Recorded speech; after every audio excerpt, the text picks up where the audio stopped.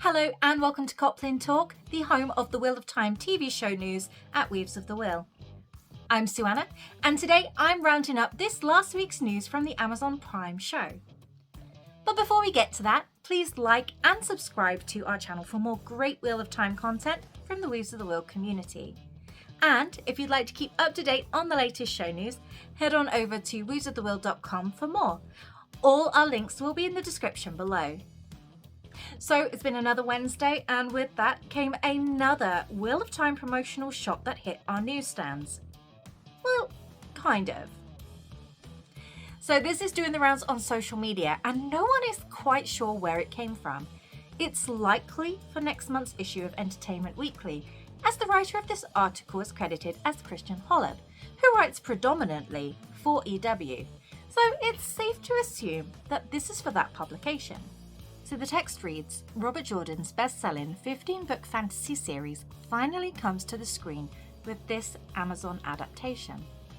Rosamund Pike stars as Moraine, a member of the female-only mystic order called the Aes Sedai, who must save three young village men, Rand, Yosha Stradowski, Matt, Barney Harris, and Perrin, Marcus Rutherford, from dark forces. She knows one of them is the long-prophesied Messiah known as the Dragon. She's just not sure which one.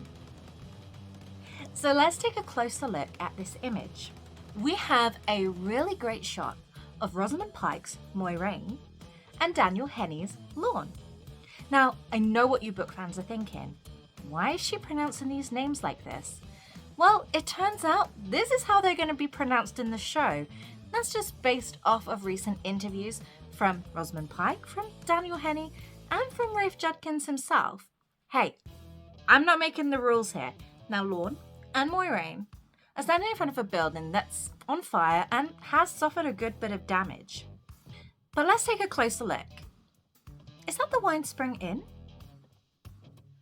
If we look at some of the other images we have of the Winespring Inn, taken from other promotional materials and of course the trailer, and we compare it to this image right here, I'm fairly confident that that is the Winespring Inn. So it looks like the home of Egwene Alvear is not going to go unscathed during winter night. So how do you feel about this? Do you think it has the potential to change the motive of Egwene leaving the Two Rivers? Is it to make the viewer think that perhaps the Dark One is also after her as well? Shout off in the comments below if you have any theories on what this could potentially mean, and does it bother you that the Winespring Inn has been destroyed on winter night? Let's now take a closer look at the Aes Sedai and her warder.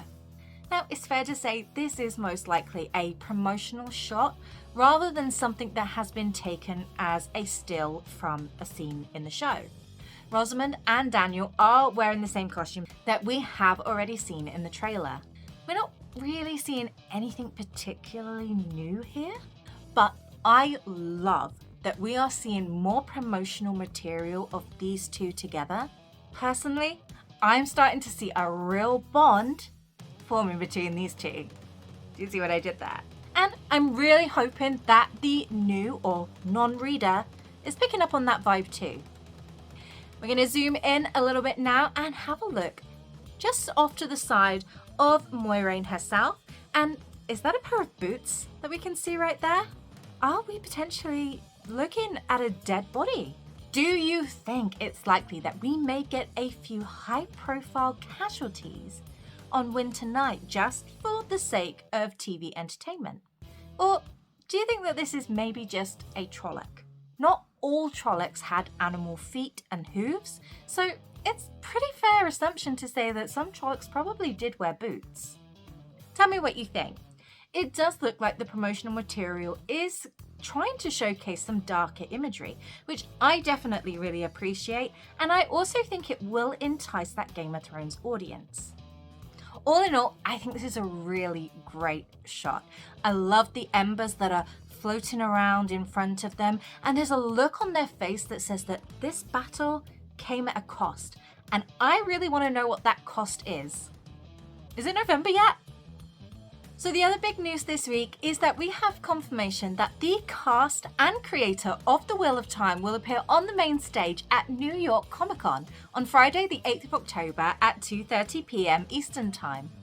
Now, this is a huge deal. I mean, it's huge. It's very likely that we're going to get our second trailer that weekend. And I personally cannot wait. More information as we get it will be posted to weaseofthewheel.com and our social media, so make sure you're following to stay up to date. Now, if you can't attend Comic-Con in person, do not worry. You can get virtual access to the whole 4-day event over on NewYorkComicCon.com.